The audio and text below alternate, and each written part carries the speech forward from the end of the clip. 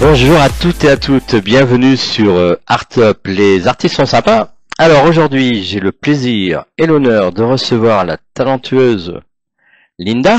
Merci, c'est gentil. Ça va Linda? Ça va très très bien, merci.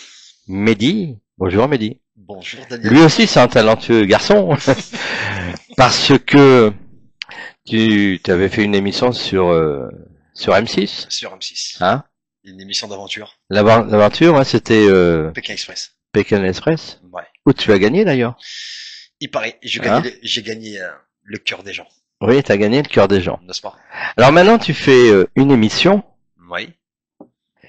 Alors parle-nous un peu de ce que tu déjà comment tu arrives candidat sur cette émission? Mais là, ça a été vraiment un risque. On Ouais. n'a pas posé avec mon binôme la candidature comme ils font tout le monde sur Internet. On est vraiment parti au culot. C'est vrai? Ouais, en fin de compte, ça s'est fait, c'est pas sur un coup de tête. Il y a eu un événement très très marquant qui m'est arrivé. Ma sœur, elle est tombée très très malade. Elle a eu un cancer. Après, il y a eu la mort de papa qui s'est enchaînée directement. Et je me suis dit, franchement, il faut que je fasse quelque chose justement pour montrer à ma grande sœur que on va se battre tous les deux, mais je vais me battre autrement, à travers quelque chose quoi, je ne savais pas. Et le binôme à l'époque, il m'avait proposé de faire Pékin Express, mais j'étais militaire. Je ne pouvais pas. L'armée, ils ont pas voulu. Il m'a dit le jour que tu seras plus militaire, ben pourquoi pas, on ira. Donc il avait des contacts, moi aussi. Et on s'est dit pourquoi pas. On est parti, on a eu ce culot-là. Toc toc, on a toqué. Bonjour, c'est pourquoi. Vous allez nous prendre avec nous à Pékin Express. Ils ont trouvé ça exceptionnel. Ils ont dit vous êtes les des premiers candidats à avoir pris de risques et à avoir ce culot de venir nous voir et dire vous allez nous prendre quand même. Et voilà, D'accord. donc une dame elle est sortie. Je me rappellerai très très bien jusqu'à présent. Je suis en contact avec elle, une femme très très gentille que je salue. Elle s'appelle Isabelle Gambetti. Elle me dit t'es sûr ce que tu veux? J'ai dit oui. T'as pas peur des caméras? Non. Donc je suis rentré, elle nous a posé quelques questions. Et au moment qu'elle m'a dit, bah alors est-ce que ton papa il est encore en vie? Et je suis tombé en larmes. Parce que j'ai pas enterré mon père, ça m'a fait très mal. Et je vais pas vous mentir que j'ai quitté la pièce. Franchement, je suis parti, j'ai quitté la pièce, hein, je me suis barré, j'ai claqué la porte et 2 heures après on m'appelle, bienvenue au club. J'ai un sourire jusqu'à derrière la tête et là j'ai pris vraiment les choses au sérieux, j'ai commencé à m'entraîner sérieusement et pour arriver, mais vraiment en bonne Quand condition. tu dis t'entraîner, c'est combien de temps de travail, d'entraînement? C'est 3 entraînements par jour, 3 heures d'entraînement, Ouais. 3 heures, on va dire, vraiment c'est 3 entraînements par jour, hein. C'est de 6 heures à 9 heures. Et après je faisais de 13 heures jusqu'à 16 heures. Et après de 19 heures jusqu'à 21 heures. Et je m'entraînais vraiment parce que j'avais besoin d'extérioriser beaucoup de choses en moi. Il y a eu tellement d'accumulation énormément, j'avais besoin de cette boule d'énergie, elle évacue. J'avais besoin de ça. Donc il fallait que je l'extériorise là-dedans. Je me dis j'ai pas envie de décevoir ma sœur. Si je pars pour un but. Peut-être pas pour gagner, mais au moins pour lui démontrer que voilà ton petit frère il est en train de faire quelque chose que tu ne lui diras jamais, parce que je l'ai fait pour toi. Et ta petite sœur, Ma grande sœur, ta grande sœur, ouais, elle elle est toujours en vie, est toujours en elle vie? va bien. Elle va bien? Oui, ça va. Ça a été, ça n'a pas été facile, hein. Vous savez, quand on chope un cancer, une maladie, et qu'on n'est pas pris psychologiquement quand ça vous tombe dessus, c'est très difficile. Et on n'est que deux, j'ai qu'une sœur. Et c'est pas facile quand vous êtes, quand le papa il est plus là, parce qu'elle se reposait beaucoup sur mon père, qu'il repose en paix. Et voilà, elle avait plus de repères. Moi, j'étais à l'armée, je voyageais à travers le monde, et elle était proche de papa. Et quand elle a perdu ce repère-là, elle a été perdue, et psychologiquement, ça a été très dur pour elle. Et voilà, donc c'était ça. Alors après, comment se passe l'émission? C'est combien de temps de tournage? Alors, le temps de tournage, c'est entre 3 jours et 45 jours. Alors 3 jours, pourquoi? Parce que la première élimination elle est au bout de 3 jours. Si vous passez la première étape, vous êtes bien. Si et vous ne passez pas, l'avion il vous attend à l'aéroport. Et ça dans ma tête il était hors de question. Vous allez rire, mais quand on est arrivé à l'aéroport de Bornéo, j'ai regardé tous les candidats. Je leur ai dit c'est moi le gagnant de cette année. Je leur ai mis cette pression psychologique. Mais ça a marché parce qu'ils avaient le doute. C'est ça qui est bien. C'est là que le combat il commence. On s'entendait bien, il y avait le respect. Mais dès que la course a commencé, je te connais pas, je sais même pas qui tu es. Hein. C'est comme ça. C'est de la course, hop, parce que les sacs à dos, c'est 22 kilos quand même. Hein. Il faut les porter, les 22 kilos. Il faut avoir un sacré mental. Hein. Oui, c'est ce que j'allais dire, il faut avoir un sacré mental. Surtout dans un pays où il fait plus de 90% d'humidité et tous les jours c'est entre 38 et 46 degrés. Mais qu'est-ce que c'était bon. Tu sais pourquoi Daniel c'était bon? Parce que plus il fait chaud, plus j'explose comme Son Goku. C'est ça qui est magnifique. J'étais habitué à la chaleur. J'ai passé la moitié de ma vie en Afrique et mon corps il supporte tellement la chaleur intense que pour moi c'est un cadeau. T'étais où en Afrique? Oula, j'en ai fait beaucoup l'Afrique. Hein. J'ai commencé par La liste est longue. Ah oui, la liste est longue. Hein. Mais bon, on va commencer à aller par la première. C'était la République centrafrique à Bangui, l'ancien pays de Bokassa. Après, j'ai enchaîné avec le Togo, le Burkina, la Côte d'Ivoire, le Sénégal, le Yémen, Djibouti 2 ans, l'Éthiopie. Et voilà, j'ai bourlingué quoi. Quand tu dis que tu fais de l'entraînement, c'est combien de temps? Enfin, pas au niveau de... C'est combien de temps? C'est un mois, 2 mois, 3 mois, 4 mois? L'entraînement. Quand tu fais l'entraînement avant l'émission, ouais. Avant l'émission, bon, en fin de compte, le départ c'était dans 3 mois, donc c'était 3 mois intensifs. Ah oui, 3 mois intensifs. 3 mois intensifs, c'était vélo, course à pied, piscine. Piscine pour le cardio, c'est très très bon pour les articulations, pour qu'ils soient souples. Parce que je savais qu'au niveau des jambes, ça allait courir à mort. Je courais énormément sur le sable et surtout sur des montées, des pentes à 12-15% même, des fois jusqu'à vomir. Parce que je voulais être prêt. En fin de compte, j'aimais me faire mal parce que la douleur, elle me permettait de savoir qui j'étais réellement. Elle me permettait de savoir est-ce que je suis capable ou pas. Ça c'est la mentalité que j'ai. T'avais déjà regardé l'émission avant? Oui, Oui. pas très souvent. La D'accord. première, oui, je l'ai regardée, c'est la première de Paris-Pékin. Ouais. Après, avec le métier que je faisais, j'étais toujours à l'étranger, donc voilà, je survolais, on va dire, les émissions. Mais c'était une émission vraiment qui me tenait à cœur entre ça et koh Lanta, je me serais bien vu là-dedans quand même. Bon, alors Linda, J'ai pas fait Pékin. t'as pas fait. T'aurais dû. Non. On m'a Non. refusé 7 fois pour koh Lanta. Voilà, j'ai postulé, on m'a refusé. Mais Pékin Express, non, j'ai pas fait. Ah ouais, on t'a refusé pour de vrai? Oui, pour de vrai. Ah ouais? pour de 7 vrai. fois, pourquoi? Parce que j'ai jamais mis de photos de moi en maillot de bain. Dans mes C'est ce qu'ils candidatures. imposent. Non, mais c'est vrai, c'est vrai. D'accord.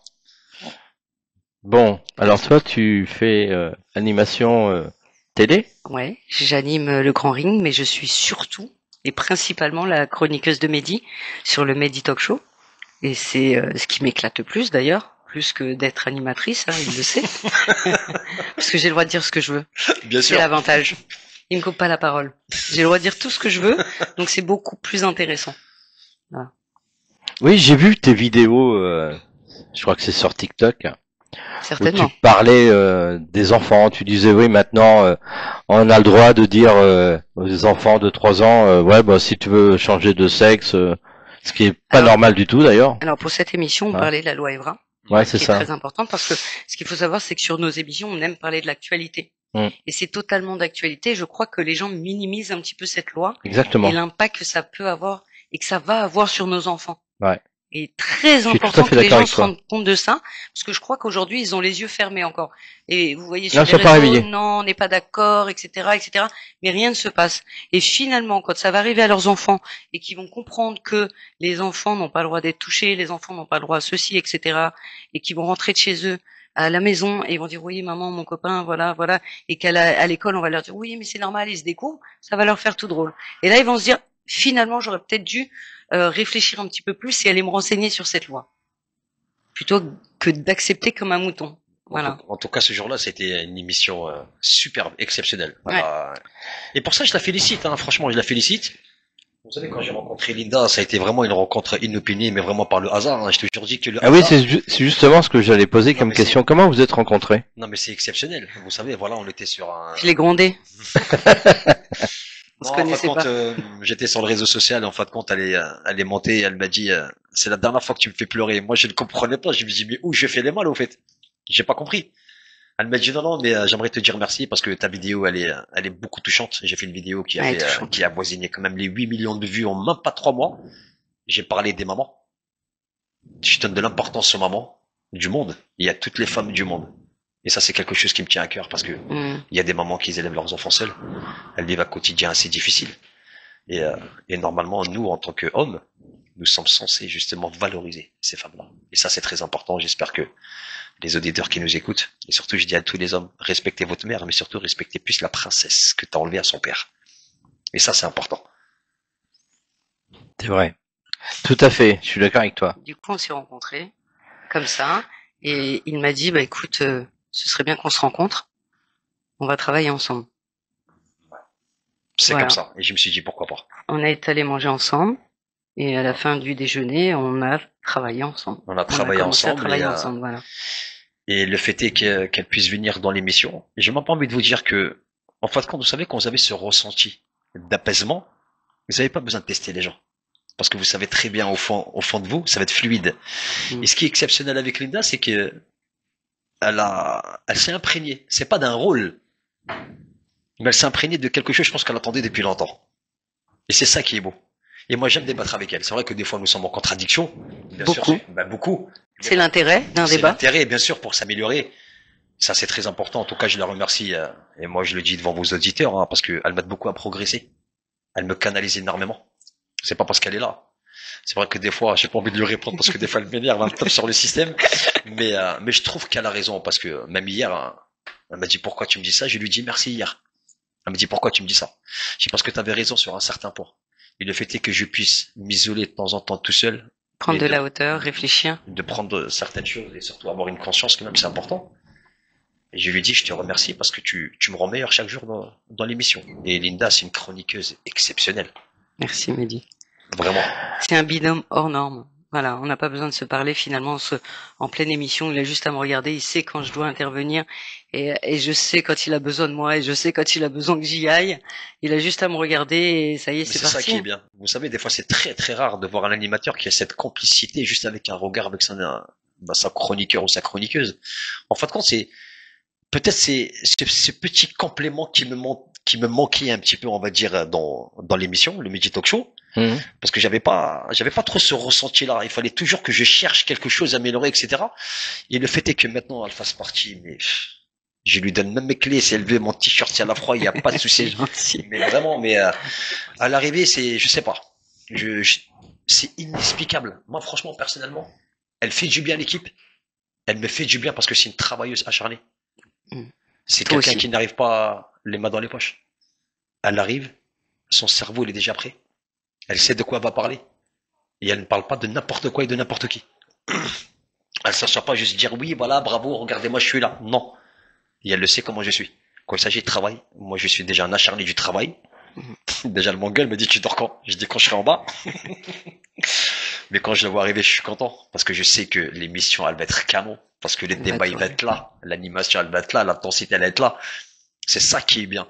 Et que j'espère mes autres chroniqueurs qui commencent à progresser de plus en plus. Mais inconsciemment. Grâce à elle. C'est con ce que je te dis, hein.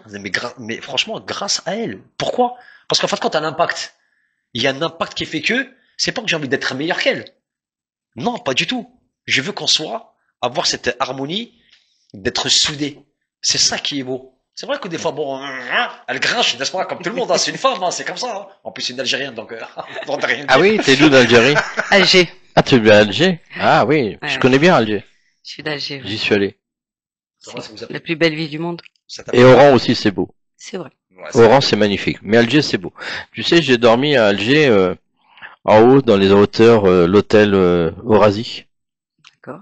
C'est un hôtel, quand tu rentres, t'as une fontaine. Tu connais? Non, je vais pas à l'hôtel, moi, à Alger. J'ai mon chez moi. Ah, d'accord.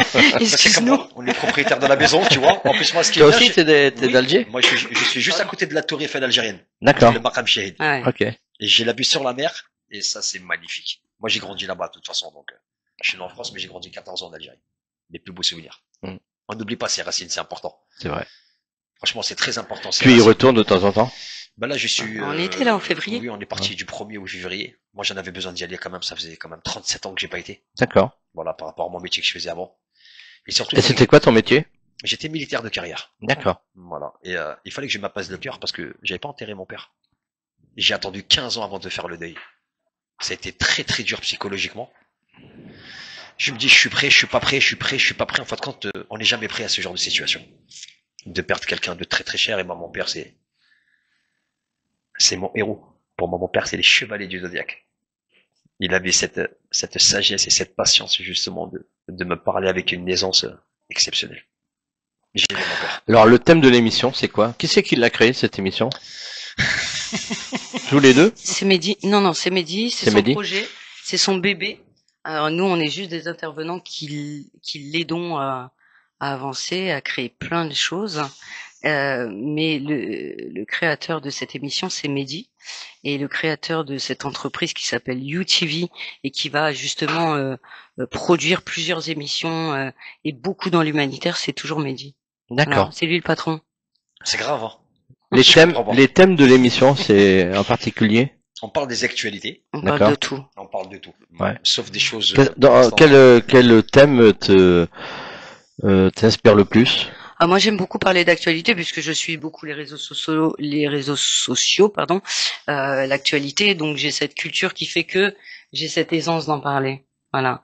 Après, j'ai une grande avantage pour rester en toute humilité, d'avoir une grande culture générale qui me permet de gérer plusieurs. Voilà, je parle beaucoup de sport, je parle beaucoup d'actualité, je parle beaucoup de voilà. En fin de compte, je l'appelle la Gilles Verdès de l'émission. C'est une femme très très intelligente. Merci. Vraiment. C'est une femme très intelligente et quand elle ne parle pas pour rien dire. C'est toujours, construit, complet, concis. C'est ça qui est beau. Moi, j'aime les chiffres, j'aime les dates. Donc, quand on parle avec moi, il y a des gens qui vont, je vous donne un exemple, qui vont dire oui, mais aujourd'hui, 80% de la population, etc. Mais d'où viennent ces chiffres? Bah, c'est ça. Ne me sortez pas des chiffres au hasard, donnez-moi des vrais chiffres, donnez-moi la source. Et là, effectivement, j'entendrai et j'écouterai. Et voilà, j'aime les choses précises. Oui. Bon, on n'a pas été sondé. C'est souvent le cas. Souvent. Hein? C'est souvent le cas. Les gens ils imaginent dans leur tête qu'aujourd'hui, il y a 50% de population qui font ça, 80% qui font ça, etc. Mais ils ne vont pas chercher leurs sources et il n'y a pas eu de sondage, de toute façon. Ou des faux sondages. Hier, il y avait un sondage quand même qui disait que 99% de la population allait revoter pour Macron parce qu'il était aimé de 99% des Français. Alors j'aimerais avoir ces sources. Absolument. C'est assez drôle. Oui, c'est assez drôle. Bon, quand on va en province et qu'on parle de Macron, il n'est pas aimé du tout. C'est vrai, c'est vrai. Voilà, tu sais, ça m'est venu cette idée-là. C'est grâce à mes voyages et grâce à la rencontre des personnes à travers le monde que j'ai pu faire l'Afrique, l'Asie, l'Amérique latine, jusqu'au Pacifique quand même. J'ai vécu 8 mois avec les Kanaks en Nouvelle-Calédonie. C'était une expérience enrichissante et exceptionnelle. Et tu sais, les yeux, ils ont pas besoin de parler. Il suffit juste que tu les regardes. Ils te racontent tout. Tu sais. Et on se dit, à un moment donné, pourquoi pas nous? Qu'est-ce qu'ils ont que eux que nous n'avons pas? Rien. Peut-être l'argent, mais c'est pas grave. On a la richesse du cœur. Si on peut commencer par un point, il faut y aller. Il faut y aller, étape par étape. Et j'ai commencé à écrire. Je me suis dit, pourquoi pas créer la première chaîne au monde dédiée aux associations de l'humanité. Allez, soyons fous. Et on y va. Ça a été créé il y a combien de temps maintenant? Bon, quand même, ça a été du travail quand même. Hein. Bah alors, écriture, c'est bien. Les idées, elles sont là, mais c'est le réseau qui manquait. Donc, il fallait que je me construise vraiment un cocon assez solide pour que je puisse être bien entouré. Ça n'a pas été facile, bien sûr. Des portes se sont fermées et j'ai pleuré, je vais pas te mentir. Je suis arrivé à un point de ma vie où j'ai tout perdu, je me suis retrouvé à la rue pendant 2 ans. Mais 2 ans. J'ai dormi dans les voitures, dehors, et j'en passe. Mais j'ai eu ce mental assez puissant de me dire ne tombe pas là où tu devrais plus voir l'obscurité. J'ai dit quoi qu'il arrive, malgré qu'il y ait un trou noir, ouvre tes yeux, il y aura quand même une petite brèche, une petite lumière qui va te tendre la main. Ben, il a suffi que je me relève d'un coup, parce que je me suis mis une auto-obligation. J'ai obligé mon subconscient à croire à ce qui va arriver.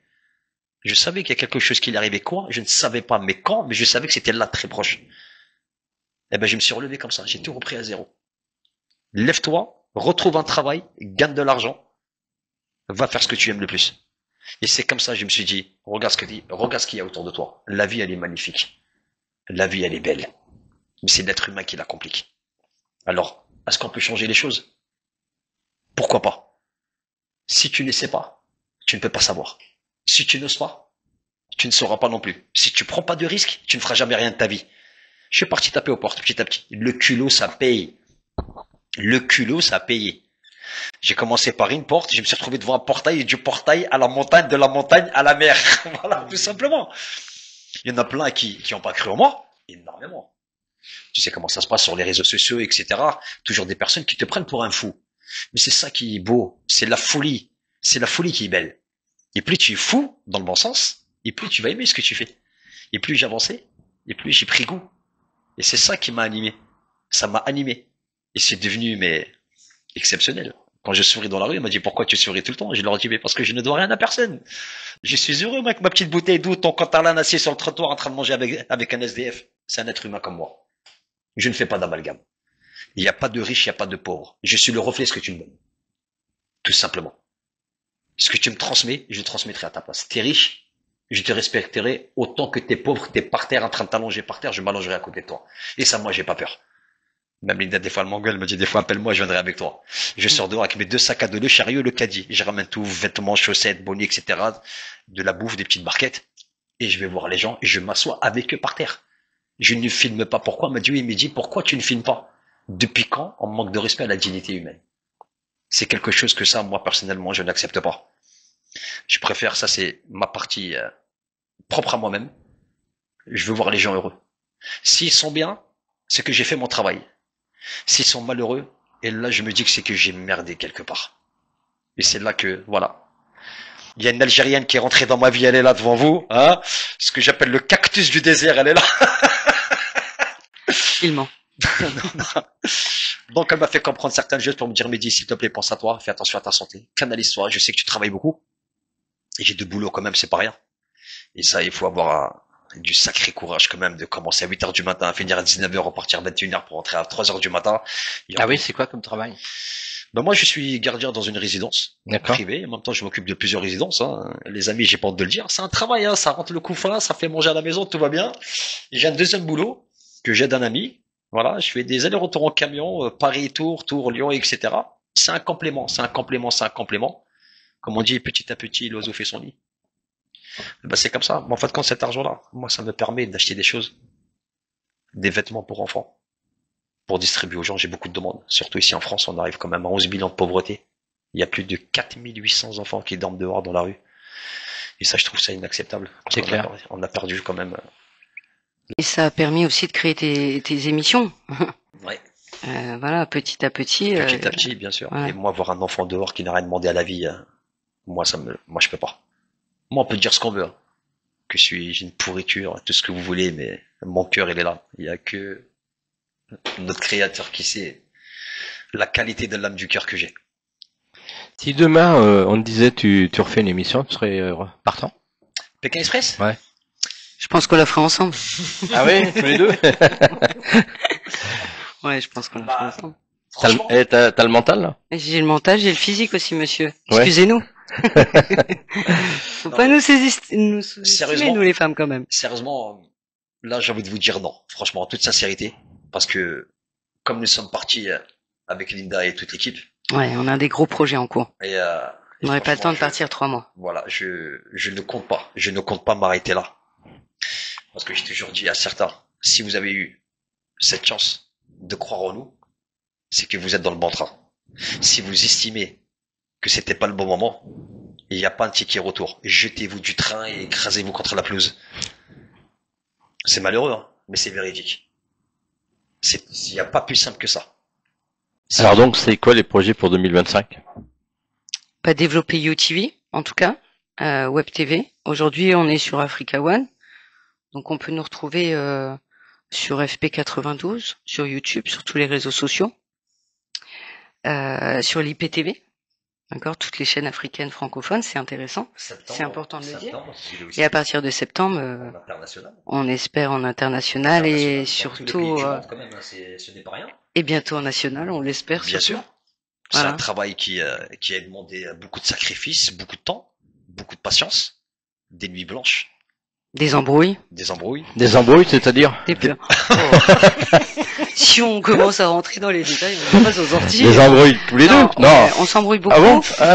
mais on s'embrouille beaucoup, mais toujours dans le respect. En fait, c'est juste, on travaille tout le temps ensemble. Ouais. C'est-à-dire, vous nous voyez sur une émission, ok, où on est invité à droite à gauche, ok, mais dans la journée, 15 fois par jour, quoi. Est-ce que t'as appelé un tel? Est-ce que t'as fait ça? Est-ce que t'as préparé ça? Les sujets pour dimanche, et qu'est-ce qu'on fait pour ci, et qu'est-ce qu'on fait pour ça? C'est continuel. Voilà. Donc, automatiquement, c'est comme une famille. À un moment donné, il y a des clashs, mais c'est des bons clashs parce que c'est pour progresser et pour faire en sorte qu'on devienne meilleur. Voilà. L'émission se tourne où? On peut le savoir ou pas? Dans le 20e. Oui, bien sûr. Dans le 20e? Ah ouais? Ouais. Vous sortez de la porte, vous avez on reste sur Paris, nous. Voilà, vous savez, vous ouvrez, bon, allez, vous êtes dans l'émission. Dès que vous finissez, ce qui est bien, ouais, c'est que vous avez une terrasse en face de vous. Ah, d'accord. Vous avez une terrasse, c'est ça qui est beau. Et vous avez un clou d'une hauteur de 324 mètres qui est la Tour Eiffel. C'est ça qui est magnifique. Ouais. C'est ça qui est beau. En fin de compte, on est bien placé quand même. En fin de compte, j'ai envie de vous dire que vraiment, c'est pas, je sollicite, mais j'encourage toutes les personnes vraiment à suivre cette émission parce que c'est vraiment une émission de cœur, c'est vraiment une émission humaine. C'est-à-dire nous, cette émission-là, je l'ai mis en place, c'est pour combattre les injustices et non les justes. Voilà, tout simplement. Nous invitons des personnes avec du cœur, qui travaillent durement, qui viennent raconter leur histoire. Parce que chaque être humain, il a sa propre histoire. Mais il a une histoire exceptionnelle qui peut nous apporter tous, à chacun d'entre nous. Oui, bien sûr, qui peut apporter quelque chose. Ouais. On parle aussi de l'handicap, on parle de l'autisme, on parle des violences femmes-hommes aussi, qui arrivent aussi. Il y a des sujets qu'on peut pas parler pour l'instant, parce que voilà. Mais on a cette chance de pouvoir débattre de tout. Quel sujet que tu peux pas parler? Non, c'est lui qui veut pas qu'on en parle. Ah bon, alors moi, j'ai aucun problème avec ça. Quels sont les sujets que tu veux pas parler? C'est pas que je ne veux pas parler. Il y a certains sujets d'actualité qui sont un petit peu compliqués aujourd'hui. Soyons réalistes, si vous en parlez, c'est comme si vous preniez parti, et on prend parti de toute façon, et automatiquement on vous coupe l'herbe sous le pied pour certains projets. Donc c'est juste ça qui fait que on ne va pas en parler. C'est pas qu'on mais veut ça, pas. Ça n'enlève rien à ce qu'on pense et à ce qu'il y a dans notre cœur, voilà. Voilà, donc non mais moi je peux le dire, hein, comme ça je sais que les gens ils sont là pour me regarder, je vais me faire engueuler. Bah alors ce sujet c'était en fin de compte l'émission pour la Palestine, sachez le cher ami. Mais bien sûr j'ai envie d'en parler, bien sûr que oui. On est des êtres humains à part entière, c'est pas parce que c'est la Palestine qu'on n'a pas le droit de parler d'eux, de nos frères et de nos sœurs, parce que c'est en train de subir depuis des mois quand même, c'est quand même énorme. Mais pour l'instant je n'ai pas l'autorisation médiatique. Donc je pourrais pas trop m'aventurer là-dedans parce que tout ce qu'on a construit là actuellement, je vais me retrouver dans une cave en train de manger des marrons. Hein, et là, non, mais c'est vrai, on en plaisante, mais c'est malheureux quand même. Hein. C'est vrai. Voilà. C'est malheureux, franchement, c'est malheureux. Liberté d'expression, c'est encore une fois. Vous voyez, voilà, deux poids, deux mesures. Deux poids, deux mesures. Alors, quand je vois notre belle République, la France, l'égalité, fraternité et la liberté, il y en a. La liberté, égalité, fraternité. La liberté pour qui? La fraternité pour qui? C'est ça aussi. Donc, regardez, on est des Français. Vous êtes Français, Linda elle est française. Je suis Français à part entière. J'ai fait l'armée pendant 20 ans. J'ai donné ma vie à la République française. Et on me dit à chaque fois, rentre chez toi. Je leur dis, c'est où chez moi? C'est où? Chez ma sœur, ma cousine, ma fille là-bas. C'est où? T'étais dans quoi dans l'armée? L'armée de terre. L'armée de terre? Ouais. Vraiment Ça t'a aidé aussi pour faire cette émission? De t'entraîner? Bah, non, déjà, pas trop. Que... Bon, t'as fait combien d'années d'armée? 20 ans. 20 ans. 20 ans d'armée. Ah ouais. 20 ans d'armée. 20 ans d'armée. Je crois que les plus grosses vacances que j'ai eues, c'était 3 semaines, pas plus. D'accord. Ouais. Et malgré pendant les vacances, je m'entraînais. En fin de compte, le sport, c'est devenu une drogue. C'est devenu une drogue et c'est une belle drogue. Parce que justement, elle m'encourage justement à garder cet équilibre mental, physique et psychologique. Et ça, c'est très important. Je suis quelqu'un de très, très actif. Le jour, si je fais rien, c'est que vraiment, ça va pas. C'est soit on me coupe les deux bras et les deux jambes. Mais quoi qu'il arrive, je serai sur une planche à roulettes en train de pousser avec mon crâne. Ça, je vous le garantis. Je me l'interdis. Bon, eh ben alors, très bien. On va suivre tout ça, les réseaux sociaux. Ouais, je vais laisser la spécialiste vous en dire plus. La spécialiste des réseaux sociaux, non. Alors sur Snap, Linda LYNDA-isback. Sur TikTok, très important. Et sur Insta, ça va être la même chose. Linda LYNDA 8878. Et pour Mehdi, vous le retrouvez toujours avec Mehdi Pékin. TikTok, Snap, ce que vous voulez, vous le retrouvez toujours avec le même nom. Alors là où on vous demande d'aller sur nos réseaux sociaux, c'est bien évidemment pour aller suivre nos émissions. On vous met le lien, vous pouvez aller liker, vous pouvez aller mettre des commentaires de partager au maximum. Et c'est une web TV, donc on a besoin de vous, les followers, pour justement faire tourner cette émission, partager et nous dire ce que vous en pensez, ce qu'on doit améliorer. Exactement. C'est important. L'émission se tourne quand? C'est en direct?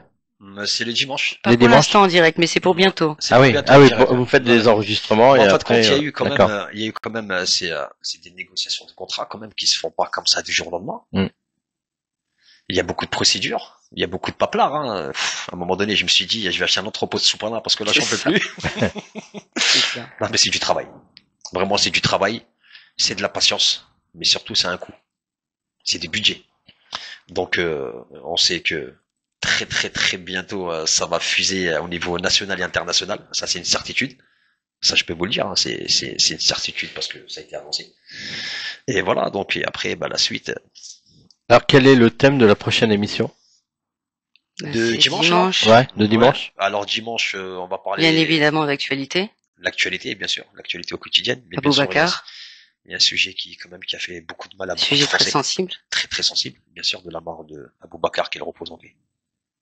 Et ça, j'ai trouvé ça vraiment déplorable des médias. Et surtout le traitement médiatique. Ouais, ça a été vraiment. J'ai pas compris en fin de compte. À partir de là, il n'y a pas besoin de comprendre. On sait qui est qui. Mais on n'est pas là pour ça. On n'est pas là pour diviser les gens. Parce que le but de ces médias, c'est de rassembler toute culture confondue. Qu'on soit chrétien, musulman, juif, qu'on soit hindou, qu'on soit tout ce que vous voulez. Ce média-là, il est fait pour le partage. Il est fait de la compassion. Il est fait qu'on se tende la main tous les uns les autres. La compassion du cœur, c'est très important. Tout à fait. Et après, on a qui après? Attends, excuse-moi, là, après, on a qui après? Et après, on a une invitée qui va venir nous parler d'harcèlement scolaire, très important. Ça revient un petit peu à ce qu'on disait tout à l'heure. Et elle fait partie de plusieurs associations et elle va venir nous parler de ça. Ouais. C'est une sacrée comique en tout cas. Ouais, elle est exceptionnelle. J'ai hâte de la recevoir. On l'a rencontrée il y a pas longtemps dans une interview qu'on a eue il y a pas longtemps dans un média.